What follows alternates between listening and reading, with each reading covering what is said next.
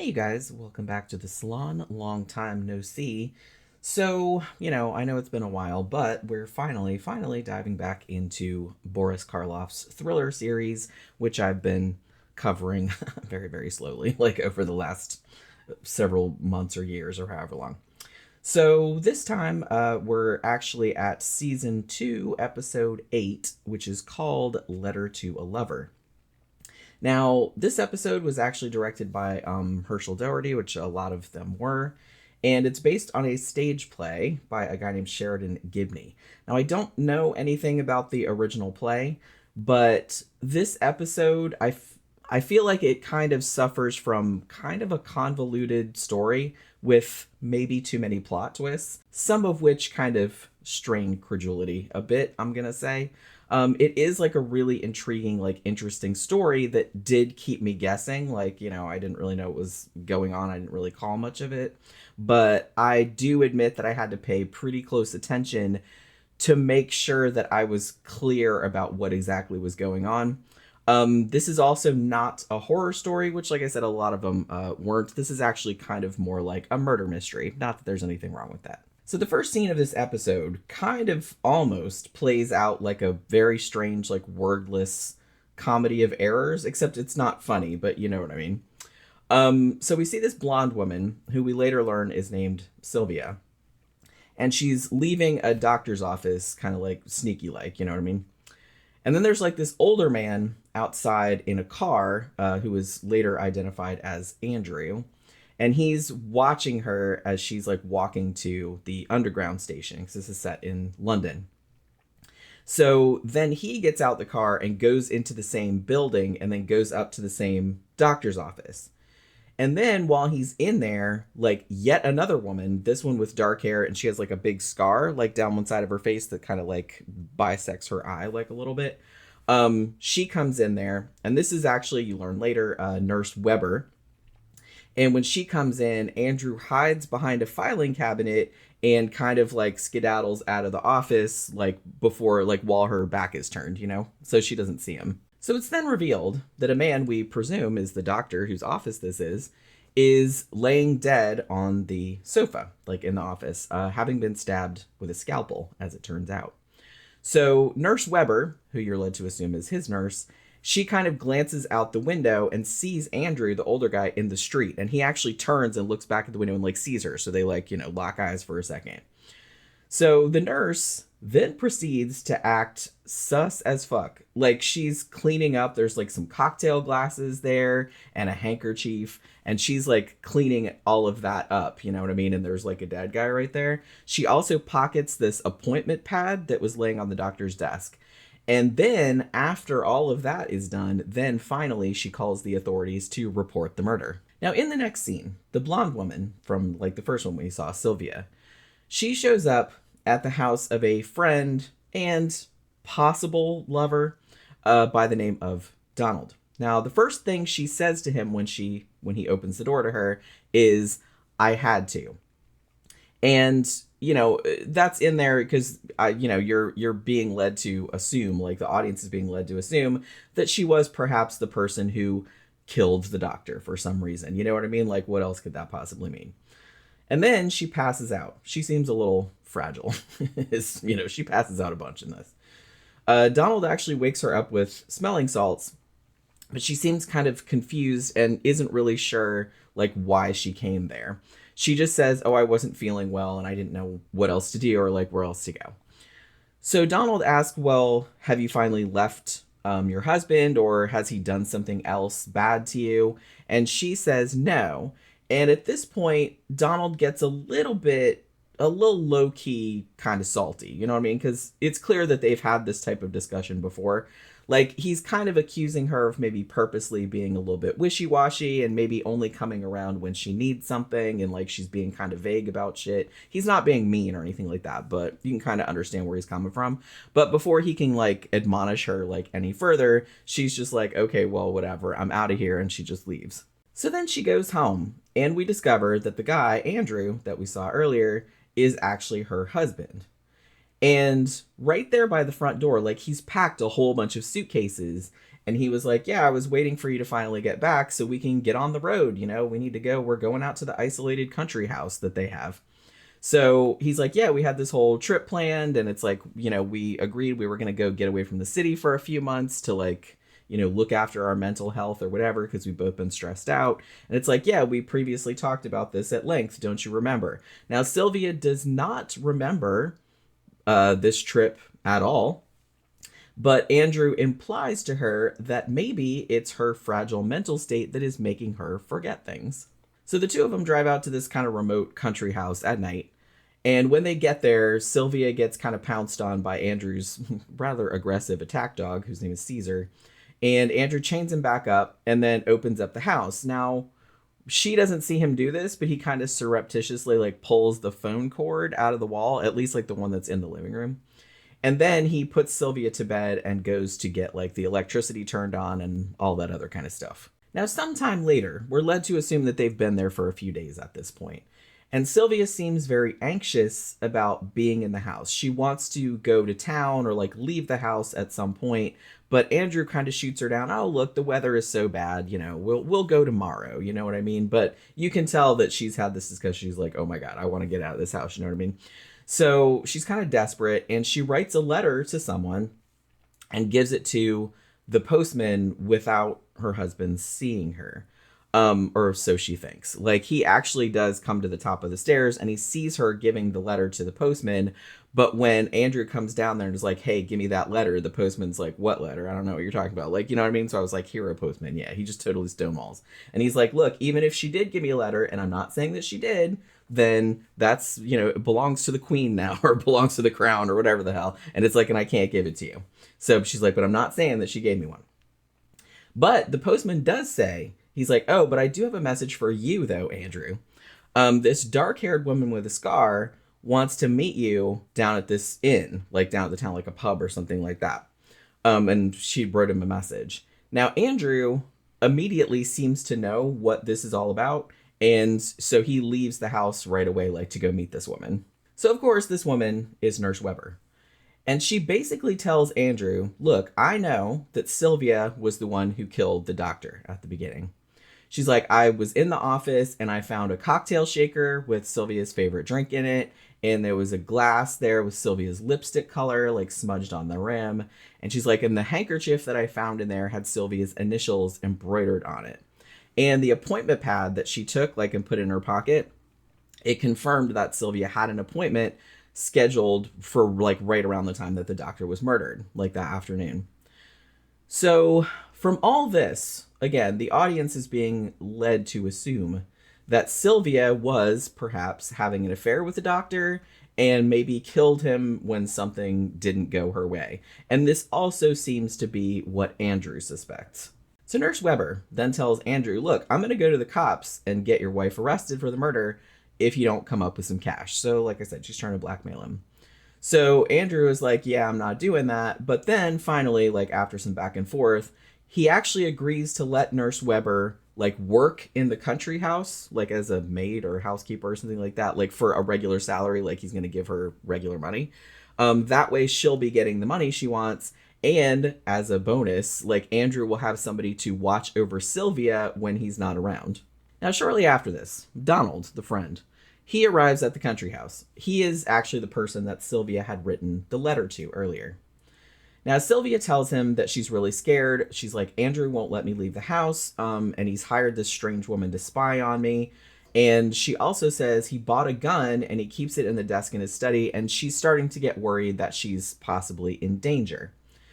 So Donald comes inside, and Andrew is home, and he comes downstairs. But Donald just pretends, oh, I was just in the neighborhood, and I decided to drop by and see if you guys were here because I heard you were out of town or something like that. Now, Andrew is suspicious of this, obviously, and he rightly concludes that Sylvia wrote to him and asked him for help. So Andrew straight up asked Donald, what was in that letter that Sylvia sent you? But Donald pretends that he has no idea what Andrew is talking about. What letter? I don't know what you mean. So it seems that Andrew also believes that Sylvia is having an affair with Donald. So yeah, he's thinking his wife is like getting around, you know what I mean? Now, it is clear that Donald does have feelings for Sylvia, but it isn't really revealed until later, like what the exact nature of their relationship is. So it's a very awkward situation, but they're trying to like pretend like and have all these social niceties and stuff. So the whole gang is about to sit down to dinner, and then Nurse Weber comes in and reports that Andrew's dog, Caesar, has gotten out of the gate. And you're presuming it's because Donald accidentally left it open, like when he showed up. So Andrew very grudgingly goes to find the dog. And while he's gone, Donald decides he's going to do some snooping in Andrew's office. Maybe he let the dog out on purpose, now that I'm thinking about it. So just so he can do that, you know what I mean? Now, he doesn't find the gun that Sylvia was talking about. But while he's in there, like the only working phone in the house, because remember how I said when Andrew first came in, like he pulled all the phone shit out of the wall. He does have a working phone in his office, but he keeps it locked up so Sylvia can't use it. And so Donald goes into the office and, kind of breaks in or whatever, and then like goes and uses the phone, and he calls this journalist friend that he knows in London, and he wants to ask about this doctor that Andrew had been seeing for presumably his heart condition. They do bring that up a couple times. Now, it turns out that this doctor was operating under like several false names, and one of these false names was Dr. Evans, who was also Sylvia's doctor, you're led to assume, because that was the doctor she had an appointment with at the beginning, and the same doctor who was murdered at the beginning of the story. So Andrew comes back and catches Donald and Sylvia poking around in his study, at which point Andrew tells Donald that Sylvia actually killed Dr. Evans. Now, Sylvia totally denies this. She's like, I did go to his office that day, but he was already dead when I got there, so I got the fuck out of Dodge, you know what I mean? And then Andrew says to Donald, he's like, yeah, I hired Dr. Evans specifically to meet Sylvia at a party and like befriend her, since she refused to see a doctor for her purported mental illness. Like he was trying to like do an end run, I guess, around her by making it seem like it was like a natural, just like friendship kind of thing. It's all very complicated. Now, Sylvia then insists that Andrew is actually the crazy one because none of the stuff that he says is the way shit really happened. So Donald then leaves. He seems kind of upset that Sylvia won't leave her husband and like come away with him. And then Andrew seems to leave the house too. He's actually going to go drive or Nurse Weber like back to town or whatever. Now, while they're gone, Donald actually returns. Like he breaks the lock on the gate and comes back to the house. And he says that he was worried about Sylvia. And he's like, I didn't feel right about like leaving you like that and all this other kind of stuff. Now, Sylvia then tells him that it's like, look, I only met Dr. Evans one time, and I was actually trying to get him to treat Andrew on the down low, since Andrew is actually the delusional one who refused to see a doctor, not her. Now, as they're having this intense conversation, they hear the very distinct sound of a rotary phone being dialed in Andrew's office. So it turned out that Andrew faked leaving to see what would happen while he was gone. So when Donald and Sylvia enter his study, he's sitting at his desk and he's like pointing a gun at Donald and he's talking on the phone to the police about shooting a prowler. Now, then he admits that actually he's the one who killed Dr. Evans, since I'm not real clear on it. It's either because he thought that Sylvia was having an affair with him, or he was afraid that Dr. Evans would tell Sylvia what was wrong with him. You know what I mean? It could have been both of those things, I guess. And then he also demands to see the letter that Sylvia sent Donald, presumably thinking that it said something like incriminating about him. But when Donald actually hands the letter over, it's literally just like 2 sentences. It's just Sylvia saying, hey, I'm scared and can you come help me, or something like that. And Andrew seems like very confused at how innocuous this letter is. I'm not entirely sure what he was expecting it to say, but it didn't really say anything exciting, you know what I mean? And then, moments later, the cops show up responding to the call that Andrew made about the prowler.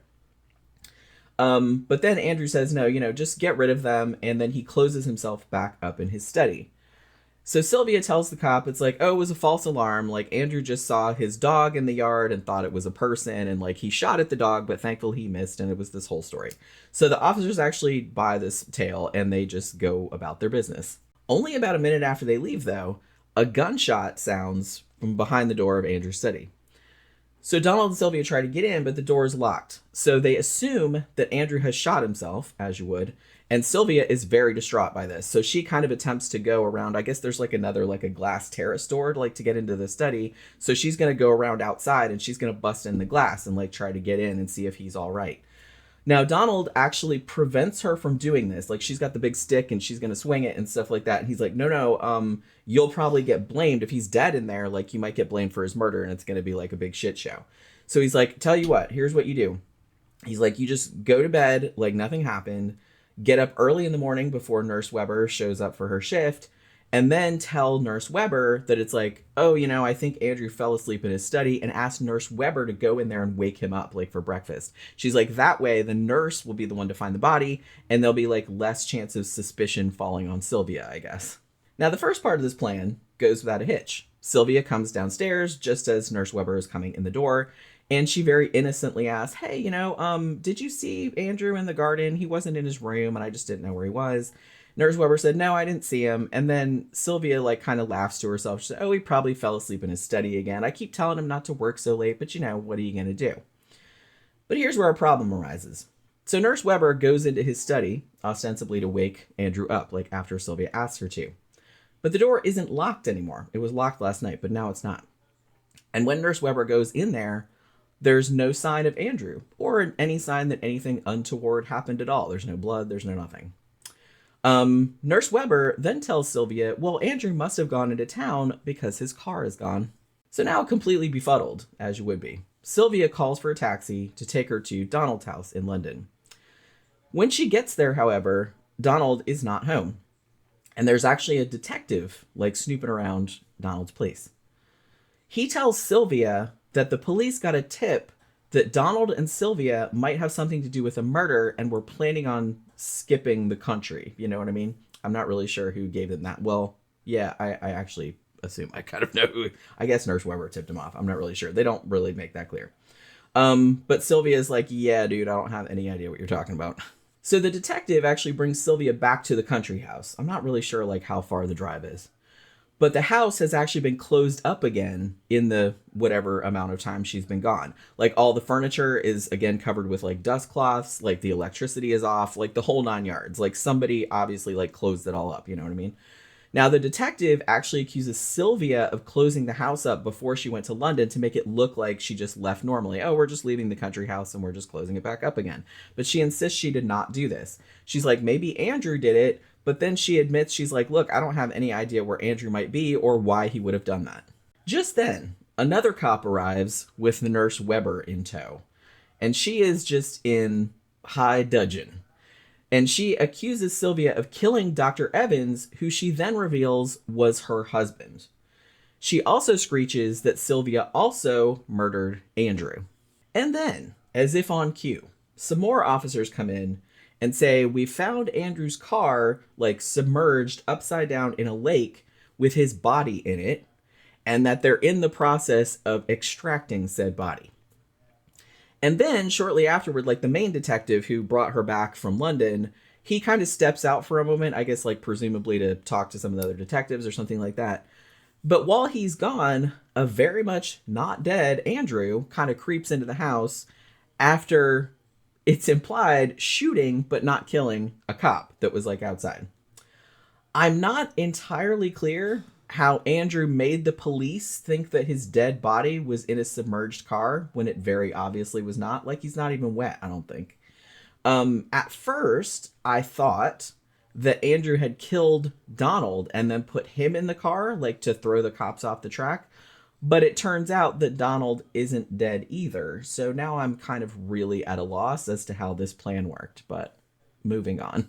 So in the last scene, we kind of see Andrew and Sylvia having like a drink after Andrew admits that he constructed this whole convoluted situation in order to, I guess, frame Sylvia for killing him. So Andrew is seen putting poison into one of the drinks, and I'm guessing we're supposed to think that he's trying to poison his wife, perhaps because she knew something was wrong with him and or he believed she was having at least 2 affairs, which it turns out that she wasn't. She wasn't sleeping with Donald or anything like that. Like Donald wanted to be with her, but she was like, no, I'm faithful to my husband and I'm trying to help him and blah, blah, blah. So it turned out like she wasn't sleeping around at all. So the cops burst in and see Andrew standing there, big as life, and they don't even seem confused by that. It's like, hey, weren't you just like dead in the car? What's that about? Like, they don't even like react to it really. And then Donald also shows up. Now, he wasn't home when Sylvia went to his house earlier because he was doing some sleuthing about Andrew's history. He found out that Andrew's previous doctor had diagnosed Andrew as like a delusional psychopath who was possibly dangerous.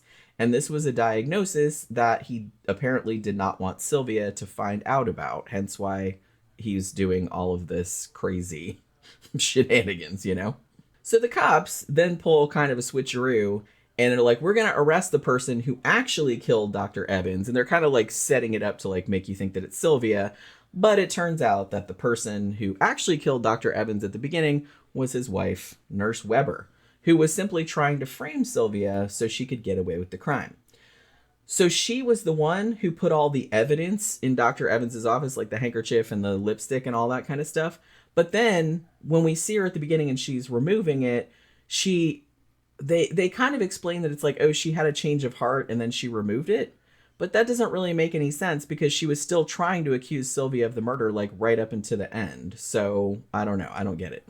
It is implied, though, and unless I might just be pulling this out of my ass, but I thought it was implied that Andrew was so far gone in his delusions that he genuinely did believe that he had killed Dr. Evans.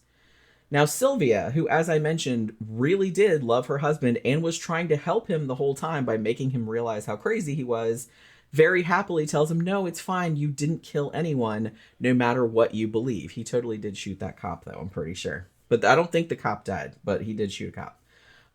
But it's too late because Andrew, perhaps finally understanding the depths of his mental illness, had actually poisoned his own drink, and he dies on the floor in his wife's arms as she basically just wails inconsolably. So, as you can probably tell from that synopsis, this was a very complex plot and one that I don't think worked all that well in places. Like, some aspects of Andrew's scheme, as well as Nurse Weber's scheme, were insufficiently explained and kind of left you wondering like how exactly that would have worked in real life. Like, some of the stuff like didn't really make any sense, like I mentioned. Now, on the other hand, I did actually really like the uncertainty of the narrative due to all of the fucking gaslighting going on. Because, like, for a long time, you weren't really sure if, like, Andrew was the crazy one or Sylvia was the crazy one because they kind of set it up like it could have been either one of them. I admit, though, that I did guess that Nurse Weber would turn out to have killed the doctor at the beginning. So I'm going to say this is probably not one of the better thriller episodes. Like, it's good, but like I said, there was a lot of stuff in it that didn't really make any sense. And it was kind of... it's still worth watching if you like really complicated murder mysteries, but I kind of feel like this is one that might need a couple of viewings in order to like pick up all the details. Because I mean, I was paying pretty close attention to it, but I still feel like I might have missed some things.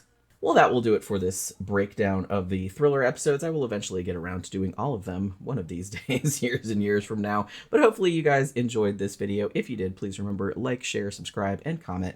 And I'll see you guys in the salon again next time. Bye.